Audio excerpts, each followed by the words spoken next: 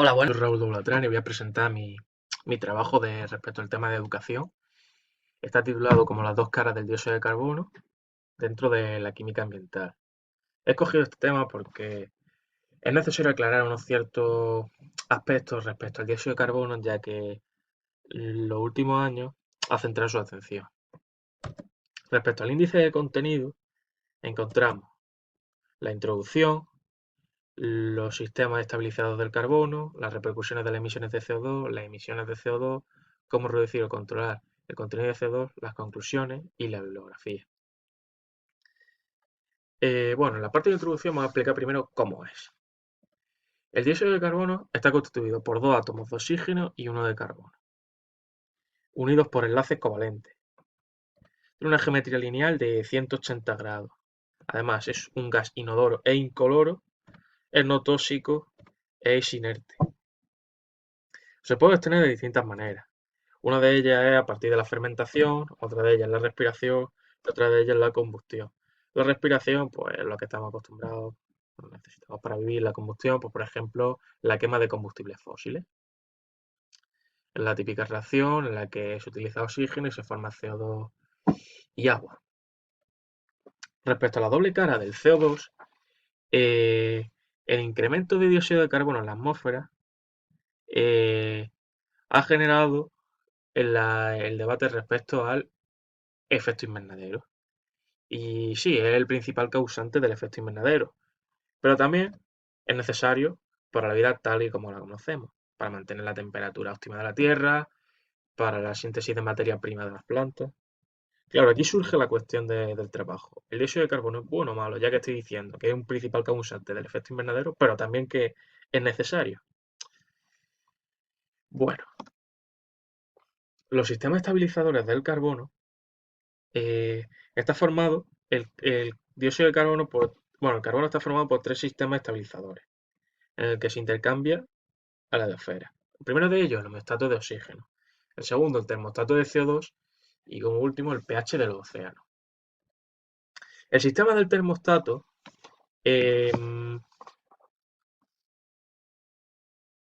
estabiliza la temperatura del planeta regulando la concentración de CO2 en la atmósfera. En esta reacción encontramos la composición química del dióxido silicato de calcio, que es la composición química fundamental de las rocas. Entonces, estos equilibrios consisten en el desgaste químico del óxido de calcio de la roca, donde el carbono se recicla como CO2 y finalmente forma carbonato cálcico en sedimento. Claro que cuando aumenta la temperatura se produce un déficit de CO2. Esto porque aquí encontramos un equilibrio. Entonces se aumenta la temperatura, aumenta el desgaste de la roca, entonces aumenta el óxido de calcio. Entonces todo el CO2 atmosférico eh, va hacia ese equilibrio formando carbonato cálcico. Entonces, para sobreponer este déficit de CO2, podemos encontrar los gases volcánicos o los fluidos de ventilación hidrotermales, es decir, las termas. El homeostato de oxígeno. El oxígeno producido en la fotosíntesis se alimenta del CO2, que es necesario, y produce la materia orgánica. También se han generado combustibles fósiles, que esto es importante desde el punto de vista energético, a partir del CO2. El pH del océano. La acidez o el pH del océano también es un sistema estabilizador. El CO2 de la atmósfera reacciona con el agua formando ácido carbónico. Este ácido carbónico forma bicarbonato y protones. ¿Qué ocurre? Que aumenta el pH. Sin embargo, estos protones reaccionan con el ion carbonato, reduciéndose la acidez, es decir, aumenta la basicidad del medio.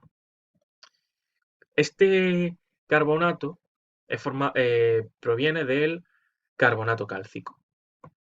Aquí encontramos la suma de todas las reacciones y podemos llegar a la conclusión que el pH está controlado por la presencia del carbonato cálcico. El carbonato cálcico que proviene de los arrecifes, de los corales, etc. Claro, las repercusiones de las emisiones de CO2. Bueno, yo he seleccionado dos, pero podría haber seleccionado muchísimas más. Una de ellas es el calentamiento global, que ya desde la época preindustrial hasta nuestros días, la temperatura global ha aumentado en torno a 1 grado. Aquí podemos ver en el mapa que hay ciertas zonas donde ha aumentado en torno a 4 grados. Pero claro, de media ha sido en torno a 1 grado en toda la Tierra. Claro, aunque estos valores parecen bajos, dicen, "Bah, 1 grado", hay que tener en cuenta que los equilibrios que explicaba antes son extremadamente sensibles. Entonces, un pequeño aumento puede generar un desequilibrio. Con respecto al aumento de la acidez de los océanos, que he dicho que el carbonato cálcico proviene de los corales y arrecifes. ¿Esto qué ocurre? Que se desgastan estos corales y estos arrecifes, comprometiendo la vida marina. Bueno, las emisiones de CO2. Claro, ¿de dónde aparece todo este CO2? Pues estamos rodeados y estamos todo el rato emitiendo CO2. Aquí tenemos, en este diagrama, la, cómo se distribuye. Primero de ellos, puedo destacar el consumo y vivienda de servicio. Por ejemplo, la calefacción, tanto en verano y invierno, emite muchísimo CO2. Luego encontramos en el transporte, que estamos acostumbrados, también emite CO2. Pues los trenes, los aviones contaminan muchísimo. Respecto al sector energético, claro, aquí encontramos pues la quema de combustibles fósiles para obtener energía. Claro, aquí entra el dilema de que tú dices, "Buah, me compro un coche eléctrico y contamino menos". Luego, por ejemplo, en España, si tú te compras un coche eléctrico y luego lo cargas, la energía con la que cargas tu coche se ha generado a partir de la quema de combustibles fósiles, que al final estás contaminando incluso más. Y bueno, en la industria de cementera, en la producción de acero, coque, en la industria química, todo tipo de industria, casi todas ellas contaminan y emiten CO2. ¿Cómo reducir o controlar el contenido de CO2? A mí he propuesto unas cuantas soluciones o maneras de controlarlo, pero bueno, puede haber muchísimas más. Una de ellas, utilizar fuentes de energía alternativas, por ejemplo, energía eólica, nuclear, solar, hidroeléctrica, geotérmica. Mejorar la eficiencia de la conversión de la energía generada por combustibles fósiles. Claro, aquí pongo el ejemplo de un coche que está emitiendo CO2. Bueno, sabemos que solo en la eficiencia de los motores de los coches no llega ni al 20%. Entonces, si aumentásemos la eficiencia de conversión, contaminaríamos menos. O sea, se reduciría el consumo. Y luego la captura de CO2 consiste en una separación física o química de una mezcla de gases para obtener CO2. Por ejemplo, se utiliza en método de absorción el 2-amino-metanol, perdón, 2-amino-etanol. Y consiste en la separación química de los gases. ¿Cómo reducir o controlar el contenido de CO2? Otras maneras sería secuestrar el CO2. Claro, esto consiste en confinar, una palabra que estamos acostumbrados a utilizar. Confinar a largo plazo una reserva de CO2 y ya al tiempo poder, poder adjudicarle un uso a este CO2. Luego, la conversión y utilización del CO2.